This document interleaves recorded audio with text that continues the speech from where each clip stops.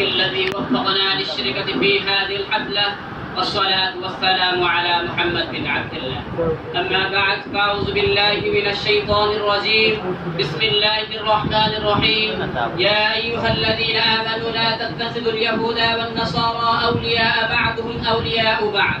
وقال النبي صلى الله عليه وسلم الكفر ملة واحدة أو كما قال عليه الصلاة والسلام.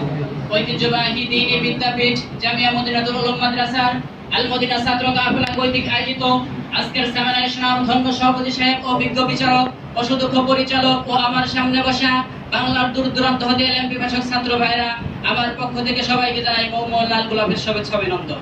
আজকে আমাকে যে বিষয়ের উপর দেওয়া হয়েছে তা হলো এনজিওদের অপতৎপরতা ও আমাদের করণীয়। আল্লাহ চাহে তো উক্ত বিষয়ের উপর কিঞ্চিত পরিমাণ আলোচনা চালাবো। ওয়া তাওফীকি ইল্লা আজিজিল্লাহ। প্রিয় উপস্থিতি, মহান আল্লাহ তাআলা মানব জাতির পথ ও পথেরূপে কিয়ামত পর্যন্ত আগত উম্মতের জন্য দিন ও ধর্ম হিসেবে নির্বাচন করেছেন ইসলামকে। কোরআনে কারিমে ইরশাদ হচ্ছে ইন্নাদ দীনা ইনদাল্লাহিল ইসলাম, আল্লাহ তাআলার কাছে একমাত্র মনোনীত ধর্ম হচ্ছে ইসলাম। কিন্তু মুসলমানদের চিরশত্রু কাফের, মুশরিক, ইহুদি, খ্রিস্টান, নাসারা এই সত্য কথাটি অনুধাবন করা সত্ত্বেও মুসলমানদের ঈমান, আকীদা, তাহজিব, তামাদ্দুনকে চিরতরে মুছে ফেলার মানছে ইসলামের শুরু যুগ থেকে গভীরভাবে ষড়যন্ত্র করে আসছে।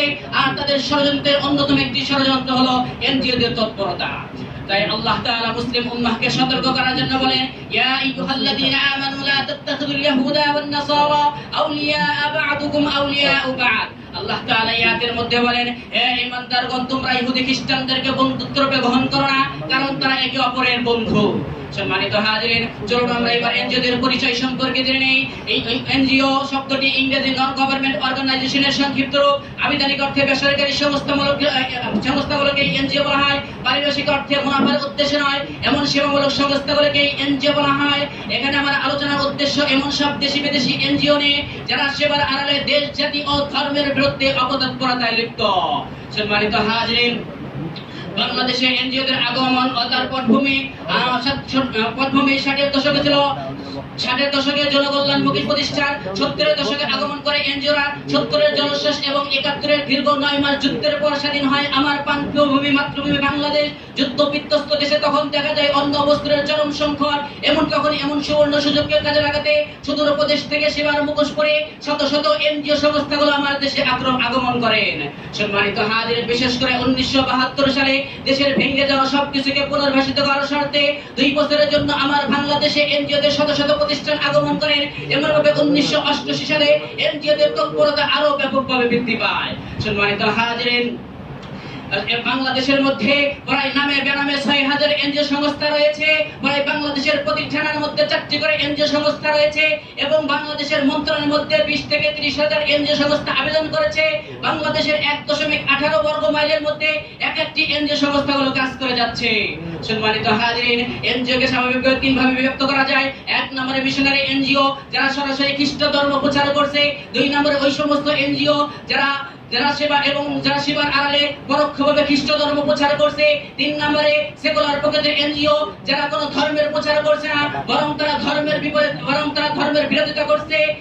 তবে এই কথাটা চিরসত্য, মুসলমান তাদের উদ্দেশ্য, তাদের কাজ এবং কর্মসূচি ভিন্ন হলেও তবে তাদের লক্ষ্য উদ্দেশ্য এক ও অভিন্ন। সম্মানিত হাজিরিন, তাদের লক্ষ্য উদ্দেশ্য হচ্ছে এদেশের মুসলমানদেরকে খ্রিস্ট ধর্মে দীক্ষিত করা, এদেশকে খ্রিস্ট রাষ্ট্র হিসেবে পরিণত করা, এদেশের মুসলমানদেরকে পাশ্চাত্যের লেজের ভিত্তিক শিক্ষা দেওয়া এবং মুসলমানদের সন্তানদের মধ্যে যৌনবাদী ধ্যান ধারণাকে তৈরি করে দেওয়া। হাজিরিন, তারা তাদের লক্ষ্য উদ্দেশ্য বাস্তবায়ন করার জন্য কাজ করে যাচ্ছে। তার কয়েকটি বাস্তব নিম্ন তুলে ধরা হলো। কালিমাতু হাক্কিন উরিদু বিহাল বাতিল, কথা সত্য মতলব খারাপ। বর্তমানে তারা তাদের কাজ বাস্তবায়ন করার জন্য ব্যবসা বাণিজ্যের মধ্যে অবাধ বিচরণ করে যাচ্ছে। এমনকি অসহায় দরিদ্র মানুষদেরকে সাহায্য সহযোগিতার মাধ্যমে খ্রিস্ট ধর্ম বানাচ্ছে। এই তাদের কাজকর্ম বাস্তবায়ন করার জন্য 52টি সংস্থা পাগলপাড়া হয়ে কাজ করছে। 52টি সংস্থার কাজ পাগলপাড়া হয়ে কাজ করছে।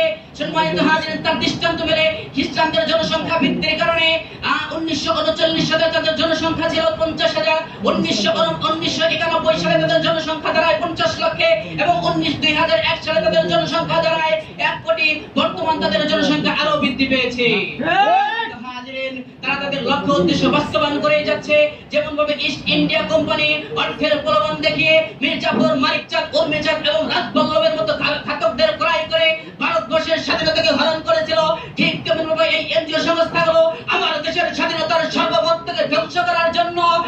টাকা মোটা অঙ্কের টাকার বিনিময়ে এদেশের নেতা নেত্রীদেরকে ক্রয় করে নিয়েছে।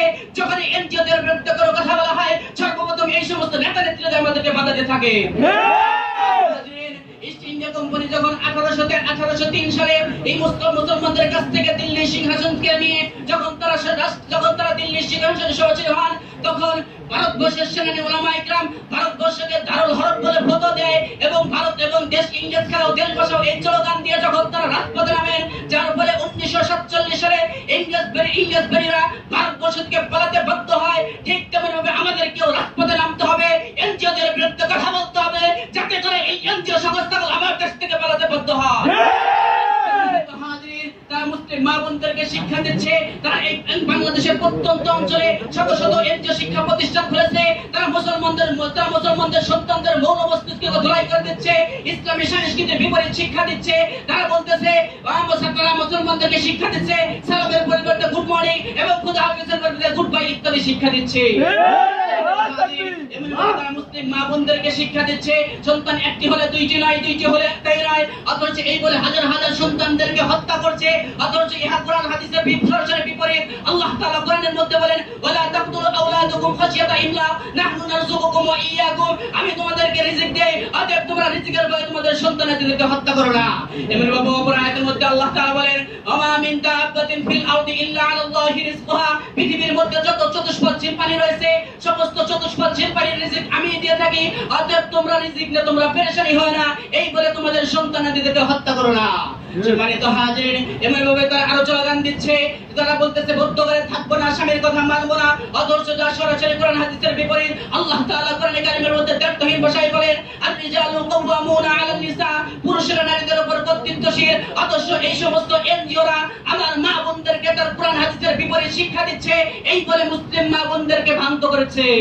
সম্মানিত হাজিরিন, পরিশেষে আমি বলতে চাই, যদি মুসলিম মা বোনদেরকে বাঁচাতে হয়, মুসলিম উম্মাহকে বাঁচাতে হয়, তাহলে আমাদেরকে বাংলাদেশের মধ্যে এবং বিশ্বের মধ্যে ইসলামী এনজিও সংস্থা গড়ে তুলতে হবে এবং বাংলাদেশ এবং যে সমস্ত ইসলামী এনজিও সংস্থা রয়েছে তাদেরকে সাহায্য সহযোগিতা করতে হবে এবং যে সমস্ত অসহায় দরিদ্র মানুষ রয়েছে তাদেরকে বিভিন্নভাবে সাহায্য সহযোগিতা করতে হবে, তাদের সামনে ইসলামের হাকিকত তুলে ধরতে হবে, জান্নাত জাহান্নাম সম্পর্কে অবহিত করতে হবে।